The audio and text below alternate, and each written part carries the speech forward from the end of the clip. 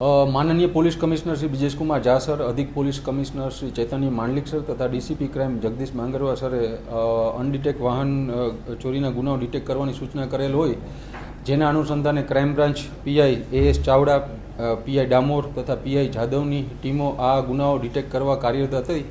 એ દરમિયાન technical surveillance તથા human ઇન્ટેલિજન્સની મદદથી ક્રાઇમ બ્રાન્ચ પીએસઆઈ વીડી રાવલિયા, ડીપી ઝાલા તથા વીડી ડોડિયાની ટીમને ગુજરાતના અલગ અલગ જિલ્લાઓમાંથી 4વ્હીલર ગાડી ચોરી કરતી એક આંતરરાજ્ય ગેંગના 2 સાગરીતોને પકડવામાં સફળતા મળેલ છે। આ ઓપરેશન દરમિયાન ક્રાઇમ બ્રાન્ચની ટીમને કુલ 11,70,000ની કિંમતની 3 4વ્હીલ કાર કે જે એક અર્ટિગા તથા 2 સ્વિફ્ટ કાર પણ કબજે કરવામાં આવેલ છે।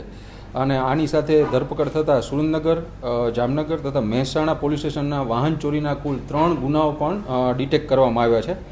આ આરોપીઓના નામ જોઈએ તો એક પકડાયેલા આરોપીઓ પહેલો છે મુકેશ કુમાર મોહનલાલ મેઘવાડ, કે રાજસ્થાનના પાલીનો રહેવાસી છે। આ આરોપીનો ગુનાહિત ઇતિહાસ ઘણો મોટો છે। તેના વિરુદ્ધ સુરેન્દ્રનગર, વલસાડ તથા પૂર્વ કચ્છમાં ઘરફોડ ચોરી તથા ધાડના ટોટલ 4 ગુનાઓ દાખલ છે।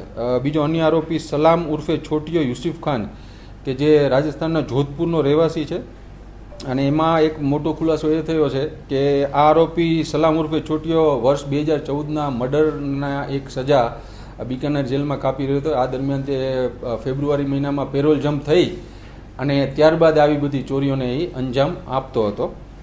અને હાલ આ બંને આરોપીઓને પકડી અને સંલગ્ન પોલીસ સ્ટેશન સોંપી ત્યાં જ વધુ તપાસ તજવીજ ચાલુ છે। આ બંને આરોપીઓની ચોરી કરવાની પદ્ધતિ ખૂબ એક હાઈટેક અને ખૂબ અલગ હતી। સર્વપ્રથમ તેઓ ગાડીના કાચ તોડીને અંદર પ્રવેશતા હતા, ત્યારબાદ પોતાની પાસે રહેલ 1 કિલો જાડું મોટું મેગ્નેટથી સ્ટેરિંગના લોકના નીચે રાખતા અને સ્ટેરિંગ લોકને તોડી અને સ્ટેરિંગને ફ્રી કરી નાખતા। ત્યારબાદ પોતાની પાસે રહેલ બ્લૂટૂથ ડિવાઇસ તથા એક એપ્લિકેશનની મદદથી કારના સોફ્ટવેર સાથે કનેક્ટ કરી અને કારને અન્ય એક કોઈપણ ચાવીથી ચાલુ કરી અને ત્યારબાદ ત્યાંથી આ ચોરીને અંજામ આપતા હતા। આમની પાસેથી આ 1 કિલો જેટલા વજનનું મેગ્નેટ પણ કબજે કરવામાં આવેલ છે। સૌથી વધારે તેઓએ સ્વિફ્ટ અને અર્ટિગા કાર જ વધારે ચોરી કરે છે। રાજસ્થાનમાં યુઝ કરતા હતા।